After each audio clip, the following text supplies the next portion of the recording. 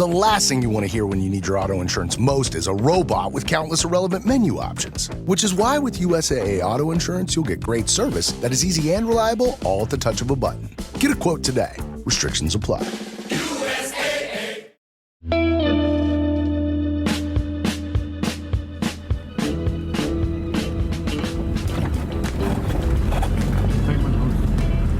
Nice.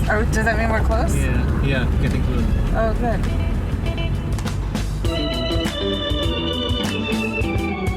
The first time I ever heard anything about Guyana was years ago in a pirate bar. Yes, a pirate bar in San Francisco, drinking aged rum for the first time. Well, a friend of mine told me about this new gig he'd gotten, promoting a small South American country as an ecotourism destination. Conservation efforts and ecotourism have been a big thing in Guyana about as long as they've been a thing, period. But now the country is known not only for its pristine rainforest and hundreds of species of native birds, but also for its burgeoning oil industry. I wanted to know whether the ecotourism folks were annoyed by the oil folks, whether they worried that having to fly into an oil boomtown might dampen the ecotourism experience for people, or whether they could just sort of ignore it all. So we planned a trip to Cayman House, or as Americans might say it, Cayman House. Cayman House is an eco-lodge and research center in the heart of Guyana's Rupununi region. Unlike the rest of the interior of the country, which is mountains and forest, the Rupununi is savanna. There are cowboys there and wide open spaces, and it's way closer to Brazil than it is to Georgetown. I was excited to explore a different part of the country. And then I messed up my flight plans, and our producer, Sarah, had to go alone. First on a tiny plane to a city called Lethem, and then on a 2-hour drive in a pickup truck over dirt roads. Hello. Hi. Hi, I'm Deline. I'm Sarah. Nice to meet you. Nice to meet you. Welcome to Yupukarian Cayman House. Thank you so much. Thank you. Cayman House is primarily staffed by members of various local indigenous tribes, which is quite common with ecotourism destinations in Guyana. The country has provided a model for ecotourism that can offer indigenous locals an income and visitors an immersive experience. Sometimes eco-lodges double as research stations, and that's definitely true of Cayman House, where they research, yes, cayman. Specifically black cayman. If you've never seen one before, they're in the same family as alligators. A lot of cayman are small, but the black cayman can be up to 14 feet long, so a little bit terrifying. The boat, a small metal one with a motor attached and some benches to sit on, heads out at sundown. The guide brings snacks and, of course, Guyana's famous El Dorado aged rum. It's humid and sweaty, and there are tons of mosquitoes. But Sarah says it's so picturesque and gorgeous, just you and all these animals around you, that none of that really matters. Have a look at the area. Okay. And then as nightfall, we will come shining. If he has a bright torch, we will come shining, looking for birds or animal, whatsoever we can see on the water top. Can I have some water before we get on the boat? Oh, yes, you are. If you want to have your urination, I'm sorry, you can use the bushes. Oh, okay. No, I'm actually okay, but thank you. And it's not just cayman you'll see from the boat. Guyana's forests and rivers are teeming with life. Right here is just the monkeys, the birds. They're lucky enough to see tapir swimming across or capybaras, but otters are common here. When they do spot a cayman, they pull them up to tag or check them, and sometimes they take guests along for the ride. See where I'm shining? Yeah? And I switch my one and you keep shining, you'll see an eye. What is that? That's the black cayman. Yeah, that's how we do catch them, you know? Along the way, guides like this one, who referred to himself interchangeably as Josie and Jose, ID birds by their call and tell visitors all about the local area and customs. The founders of Cayman House are an American couple who lived in Guyana for a number of years because one of them was a researcher studying, you guessed it, the black cayman. They developed relationships with community members and created a library for local school children. They even started to look after the area's stray dogs, who now call Cayman House their home, and give the staff some extra mouths to feed. Guyana has about a dozen of these sorts of eco-lodges all across the country, and people come from all over the world to visit them. In 2019, Guyana was named the planet's top ecotourism destination at ITB Berlin, the largest tourism trade show in the world. 2019, that's the same year the country shipped its first barrel of oil. That honor of top ecotourism destination is one that Guyana had been working really hard to win for close to 20 years. So I thought surely there would be some concerns about how becoming one of the world's largest oil producers could impact that. But it turned out the opposite was true. That's our story today. I'm Amy Westervelt, and this is Light, Sweet, Crude.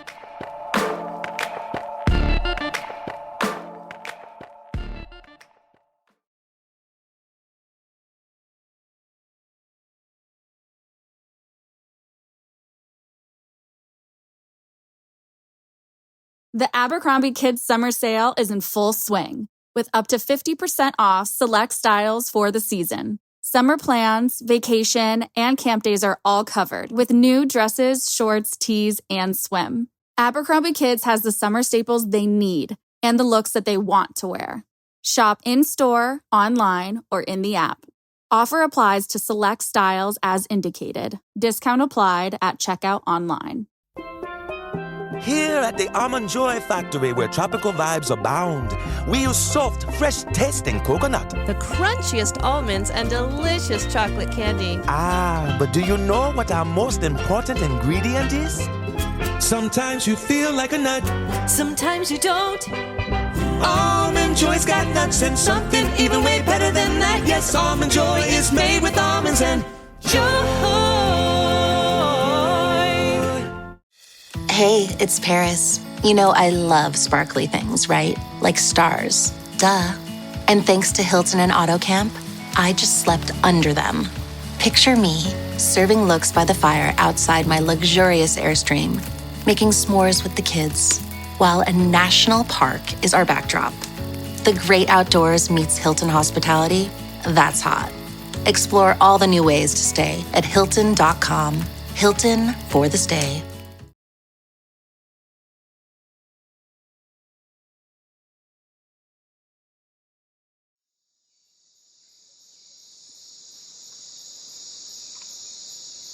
Guyana has had a well-deserved global reputation for conservation for a long time.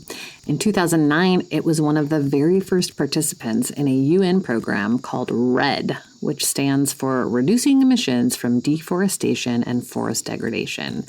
Basically, it lets high-emitting global north countries pay low-emitting global south countries to preserve their forests. So Norway, an oil-rich country, committed to pay $250 million to Guyana, provided that Guyana could show certain conservation metrics along the way.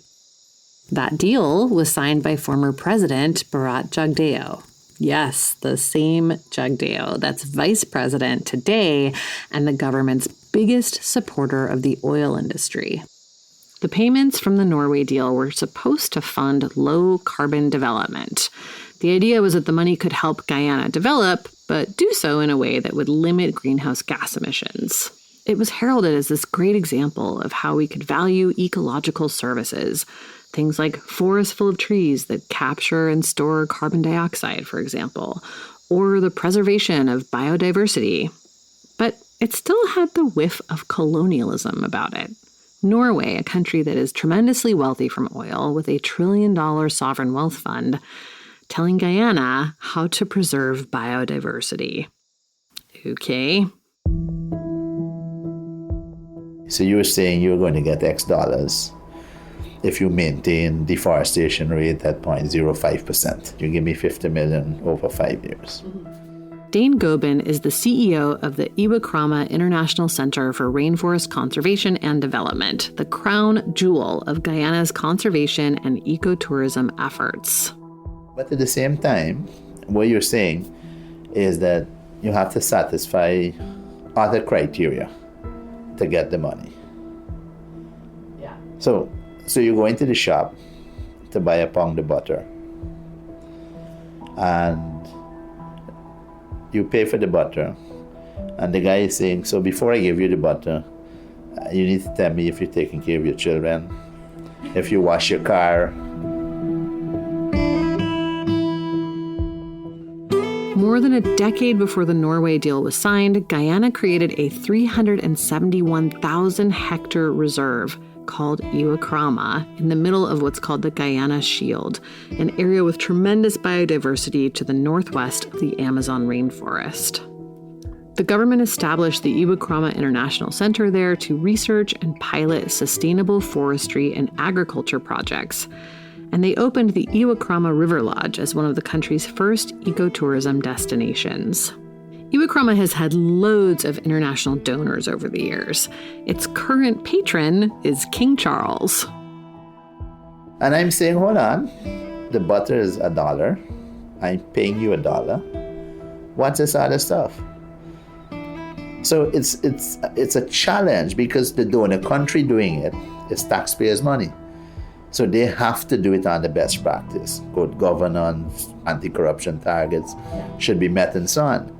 It's a donation, right? And that's a challenge. So government is saying, hold on, you're paying for the forest. You've agreed that this is the rate of deforestation. We maintain it. What's this about other stuff? No. This is a business transaction. Yeah. The people who want this have what they call steel ropes attached. It's not just to protect your forest. And it actually is condescending. Because especially on the basis that you have destroyed your forest, but you're actually... So you're giving me money to almost help the air that you breathe, but you're telling us how to spend it. Gobin says he's been on the other side of this sort of situation too, with payments to local indigenous groups around Iwakrama. We have had that at the level of the communities. And I can understand from their perspective. So when the communities earn timber monies from us, we're worried about how this money is going to be spent. Will they go open a rum shop? What will they do? So, I mean, we'd like to see a school built, we'd like to see scholarships, but this is their wood. We're paying them for their wood. We can't tell them. So what we did with the communities, and it's a model, and I don't think it will work at the bilaterals, but we work with them and we says, look, you set up a committee to look at how the money will be spent. So in a way, there is no clean money. It's always tied to something, which begs the question, where do you draw the line? For Gobin, there's little difference between taking money from Norway or taking money from, say, Exxon. To date, the company has donated $7 million to Iwakrama through its foundation. Guyana is part of a very important landscape known as the Guyana Shield. It's actually one of the last remaining intact forest ecosystems in the world. This space offers a great opportunity for conservation. Exxon's CEO may not have visited Iwakrama yet, but its marketing team sure has. They've been busy making videos there to promote the company's commitment to conservation in Guyana. We really need to nurture it and ensure that we have this for future generations to come, even while we use it in a wise way. Gobin is well aware of the optics and how people might be irked by a conservation organization receiving millions of dollars in donations from an oil company. And yes, the obvious question is, should we be taking money from the oil company? Right. And my question to that is, okay, oil will be there. We continue to say, if you read the papers, if you read the Kaito, you'll see, Exxon is stripping Guyana. The question is, if we've accepted that they're stripping Guyana for a moment, they're giving you something back. Mm-hmm. It could be more, but they're giving you something back. And if they didn't give you, they would get knocked for not giving something back. When they're giving no, the question is, should you be accepting? Mm-hmm. We are not advocacy. We're not advocates. We run a rainforest. We don't get involved in politics. But we have to take care of our people. And if somebody is saying, here's a grant, you can do capacity building and training, you could improve the livelihoods of Guyanese, you could do all kinds of things. Why should we say no?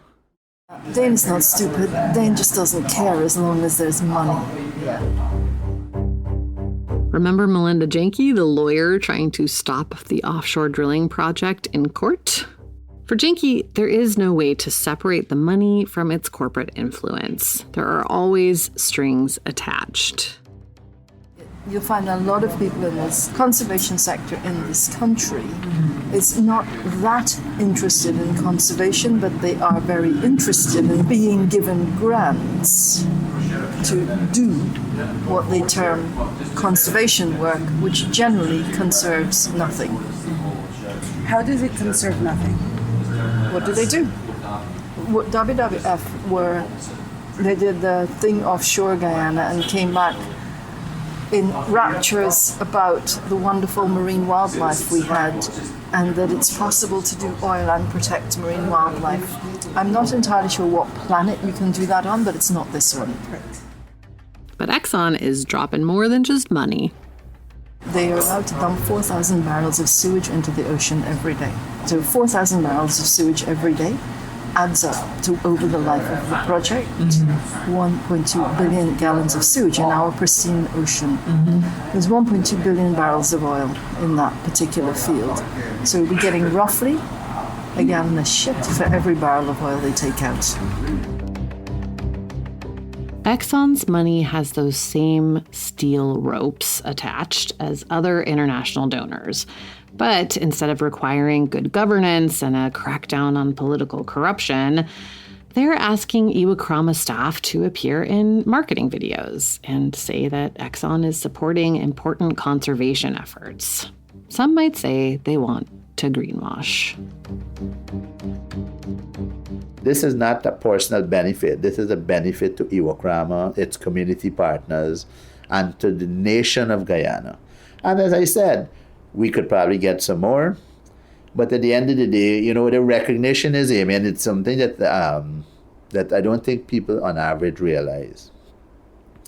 ExxonMobil bet $5 or $6 billion without knowing what was there. Shell left. Shell was partner, and they left a few years after because there was nothing. Gobin is referring to the original contract that Exxon had with Guyana, which was signed in 1999. At the time, Exxon's exploration partner was Shell. But after the two started exploring in earnest in 2008 and didn't find anything for a few years, Shell left that partnership. Now, shouldn't they be given some kind of, recognition for that investment in Guyana? Because if there was nothing there, they would have walked away with a $5 billion loss. They stuck it out. And I'm not advocating for them. I have no interest. Actually, I would not like to see oil out there. But the reality is, you look at our healthcare system, look at our education system. Guyanese want to go to Harvard. Guyanese want to go to Yale. Guyanese want better schools, better healthcare. So who's paying for that? We heard this from a lot of people in the conservation space, this idea that oil is obviously not great for the environment, but what's done is done, and they may as well use the oil money to further conservation efforts. I really wanted to hear from the one person everyone I spoke with in Guyana told me to talk to about conservation. Hi. I'm sorry I'm early. Is it okay? Jack? That's a no-no. Good morning. Morning. Hi. That's Jack. He reminds me of my dog. This is Peppa. Annette Arjun runs the Guyana Marine Conservation Society. She shared some similarly contradictory views while we were walking around her neighborhood near the coast in Georgetown, Oleander Gardens. Those are oleander plants, the oleander flowers, and this area is called Oleander Gardens.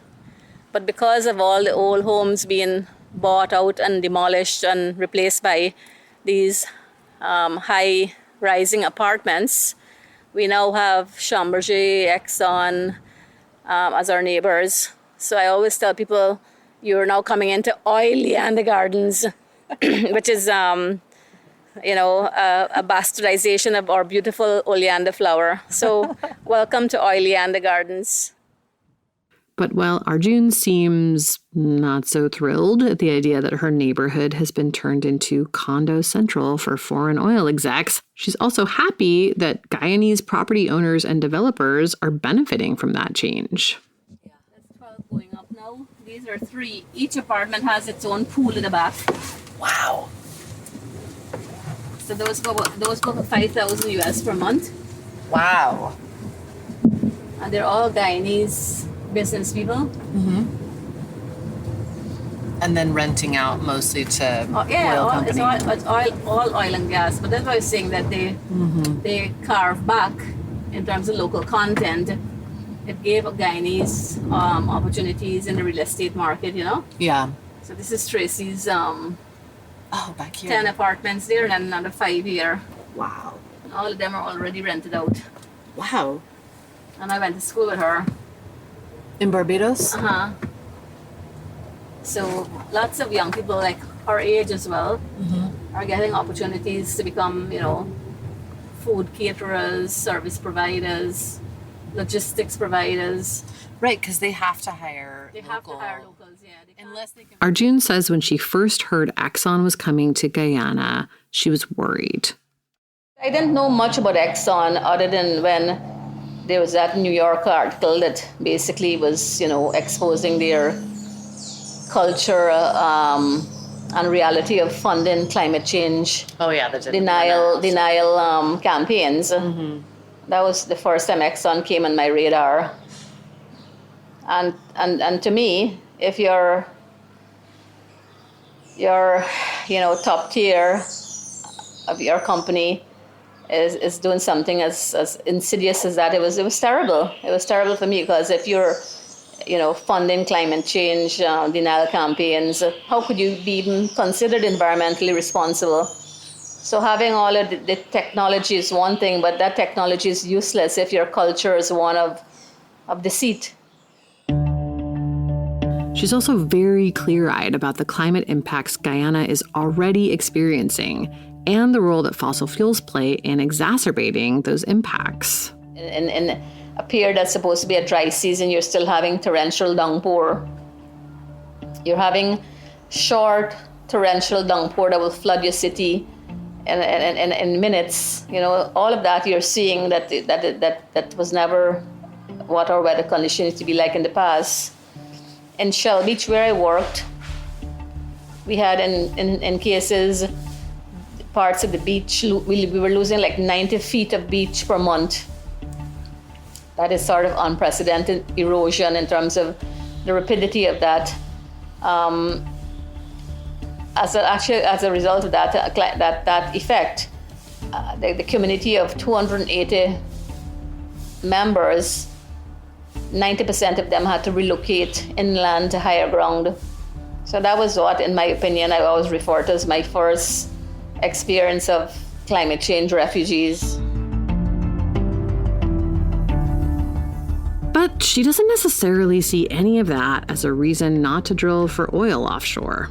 She believes Exxon can and will do better in Guyana with respect to environmental protections. So for sure, I think Exxon has an opportunity, a golden opportunity, to do what is right by the environment. And if they don't, we'll call them out. And I think as well too that the government also has to hold Exxon accountable, because Exxon gets away with slackness if it's allowed by the administration. And she sees whatever environmental degradation oil drilling might bring as an acceptable trade-off for money that could lift Guyanese out of poverty. Although she was eventually sent to boarding school and taught to fly planes by her father, Arjun grew up in the indigenous village that her mother was from. And she saw there up close the poverty that a lot of Guyanese citizens still deal with today. Guyana, it was a very poor country, and growing up with my Amerindian grandmother in a riverine community where there was a lot of poverty as well, including working on Shell Beach where, people have to eat sea turtle meat and eggs to exist. Seeing poverty was a part of my reality. Shell Beach became the first place Arjun's organization worked to conserve. Today, she works with local residents there to protect the turtles that they once had to eat to survive. But she's also seen poverty force young people in the area into sex work, just to access daily necessities. Seeing young girls who had no economic opportunities and would have to have survival sex to be able to buy an underwear or buy a bra or to eat is part of my reality. So in terms of seeing, this country being blessed with so much natural resources, including the recently discovered and produced oil, it makes me realize that, look, if you have, abundant natural resources, and you could use those natural resources in a very responsible manner to help lift your people out of poverty, that's what I support. It makes a lot of sense. The looming question, of course, is whether it will actually lift people out of poverty, and whether it will do so before it destroys any of the other natural resources that Guyanese people depend on. That's where Janky, the attorney we heard from before, thinks a lot of Guyanese people are engaging in magical thinking. The global north has basically broken the global climate system as a result of greenhouse gas pollution. And I think we should stop talking about emissions and call it what it is, which is pollution from fossil fuels. It is incredibly stupid for anybody to say, well, because you did something bad and broke it, we now have a right to do something bad and break it even further. The global climate system is precisely what it says. It's a global climate system.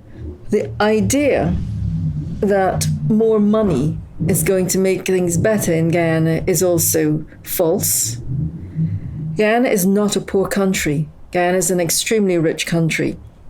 It's the people who are poor, and they're poor because it's the same set of people that have governed this country and run it into the ground. So the idea that more money will make any difference is not based on any evidence whatsoever. All the evidence points to the government, whichever government is whichever party is in power, it doesn't really matter. What it points to is squandering of national income. And I think it's disingenuous to be claiming to be a conservation organization and at the same time trying to make allowances for the fossil fuel sector, which is destroying the planet. Now, Marine Conservation Society supposedly cares about turtles. They actually started off as the Guyana Marine Turtle Conservation Society. That's the organization that Annette Arjun runs. You only have to look at what oil does to a turtle to realize that saying on the one hand that you want to protect turtles and saying on the other hand that fossil fuels can be beneficial in some way are two completely contradictory positions. It's one or the other.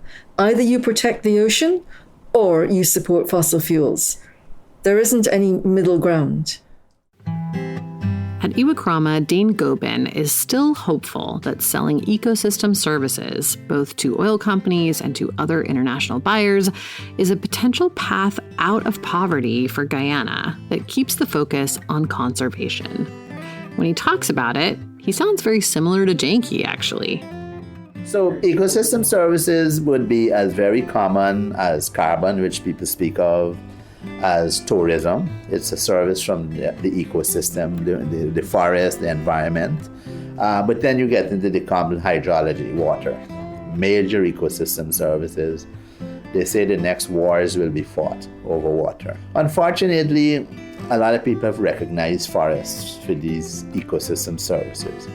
but no one could put a value in it. Now, if I got a loan from the bank, I would say we have arrived as forest managers. And I've always believed we're in the conservation business. This is not any fluffy thingy. This is a business. You have a car business, you have a stationery business, you sell hardware, I sell ecosystem services.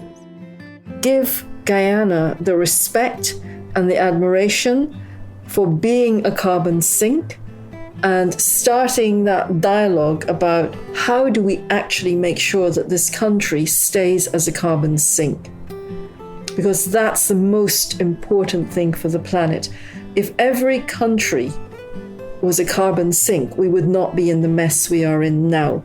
All right, this is where people need to stand up and say, there is a better future for Guyana, and we can help you to do that. Get rid of these loans, get rid of the debt, stop lending money to governments who then squander it and burden the population with it. But simply pay us, the people, for that carbon sink service. Pay us, the people, to create a marine protected area over our exclusive economic zone and protect everything that's there.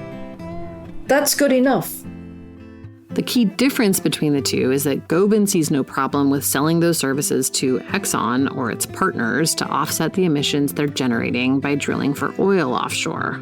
But for all of his faith in Guyana's valuable ecosystem services and his acceptance of the oil industry as a sort of necessary evil, Gobin also realizes that a catastrophic oil spill would ruin all of it. Is there any concern that something like an oil spill, for example, if it was big enough, could impact the ecosystem services? Well, definitely. Yeah. And that's the worry. You know, the thing is, I wouldn't sit here and say it wouldn't. I also wouldn't sit here and say it can't happen. Yeah. Because chances are it's going to happen. I mean, there's a lot of evidence around that. Yeah. The data speaks for itself. You think? Think? So, you know, again, the next best thing to that is what? Plan ahead. Prevention and planning. Plan ahead. Mm-hmm. So this is going to happen. It has happened before. It will happen again. So if it happens, so I know government is very actively working with the companies to look at planning, to put in place mechanisms, emergency mechanisms to save the coastline. And I'm comfortable that the both government and the companies are, you know, spending enough resources to be able to deal with it. But even as the country starts to build the skills and resources required to deal with oil, another environmental danger is looming. We are outlining the gas to shore project and what it will bring to our country. That's Guyana's president, Irfan Ali, announcing a new project, one that's separate from the offshore drilling and governed by different contracts and arrangements entirely. The Gas to Energy project. Now remember, managing gas has been something of a problem for the oil companies since the beginning of their production in Guyana. It's a waste product they're supposed to be managing. Up until late 2022, that mostly meant burning it off, what's called flaring. But now that they've redesigned their gas compressor, Exxon says it's back to re-injecting the gas underground. However, the company has also repositioned gas from a byproduct to another revenue stream. Now it's being presented as a huge gift to Guyana. The gas in this phase comes to the government and people of Guyana free of costs. And as both oil companies and even some large environmental groups have done all over the world, the gas is being presented as a bridge to energy transition, a key part of the president's low-carbon development strategy. We are taking the issue of environment and climate seriously. Natural gas is far less polluting than fossil fuel in the supply of energy. So this project also is part of our climate resilience plan. Structural transformation. This project allows us to have structural transformation. And And now it's time to talk about polluting again. Because, of course, if your problem is methane emissions, it's helpful to focus everyone's attention on carbon emissions. And it's true, gas does emit less CO2 than coal or oil, but it emits a whole lot of methane, which is a greenhouse gas that's about 80 times more potent than CO2 over 20 years. And methane isn't just released when people burn gas. It's emitted all along the way, when it's extracted, when it's refined, when it's transported, and when it's burned. The industry refers to this as methane leaks, which sounds like an accident. Oopsie. But studies are piling up that show it's just par for the course when you're using gas for energy. In the past decade, scientists have discovered not only that all of our existing gas infrastructure emits a lot more methane than anyone previously thought, and a whole lot more than the industry has ever admitted, but also that it's worse for the atmosphere. It's also really short-lived, which is good news. That means if we could dramatically reduce methane emissions now, it would buy us some time to reduce all of the other greenhouse gas emissions. But instead of doing any of those things, the industry is pushing the world in the opposite direction. Most recently, using the shortage of gas in Europe caused by Russia's invasion of Ukraine as justification to lock in gas for decades. Gas often gets talked about as being a bridge to renewable energy, something we can just use until there's enough renewables on the grid, or that can help to stabilize solar and wind sources. But what we've seen in reality over the past 20 years is gas being baked in as the dominant energy source. It's a bridge to nowhere. And on top of all that, in Guyana, there's the fact that there's actually a lot more gas being produced than the country could ever possibly use for energy.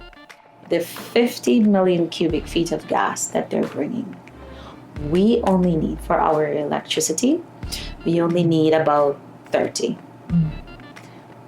But that's the first phase, 50. They're going to be bringing 120 million. So it's 4 times what you actually use. And they are insistent, well, we need to do something with the gas, because if we don't do anything with the gas, then Exxon would have no choice but to flare it. That's our story next time. Light, Sweet Crude is a Drilled and Damages co-production. Both shows are Critical Frequency originals. Our editor and senior producer is Sarah Ventry. Sound design, mixing, and mastering by Martin Zaltz Ostwick. Our fact checker is Anna Pujol Mazzini, and our First Amendment attorney is James Wheaton. The show is reported and written by me, Amy Westervelt. Additional reporting by Kiana Wilberg in Guyana and Antonia Yuhas in DC. We had additional assistance in Guyana from Jamal Thomas, Salvador de Carres, Wilderness Explorers, and the staff at Kaiman House. Special thanks to Michael McChrystal for his help as well. Our theme song is Bird in the Hand by Foreknown. Sing a Simple Song was originally written by Sly and the Family Stone. It's performed in this episode by the Young Ones of Guyana, licensed by BME Music. Additional music by Martin Zaltz Ostwick. Our artwork is by Matt Fleming. Marketing is handled by the great Maggie Taylor. PR and media outreach by the wonderful folks at Tink Media. Lauren Passel, Ariel Nissenblatt, and Devin Andrade. The show is supported in part by generous grants from the Doc Society, File Foundation, the William Collins Kohler Foundation, and you, our listeners. If you would like to support our work, you can sign up for our newsletter at drilledpodcast.com. You can also access transcripts of the show there and additional information. Paid subscribers also get access to ad-free episodes, early releases, and bonus content. It also really helps us if you would please rate or review the podcast wherever you're listening and share it with friends. Thanks for listening, and we'll see you next time.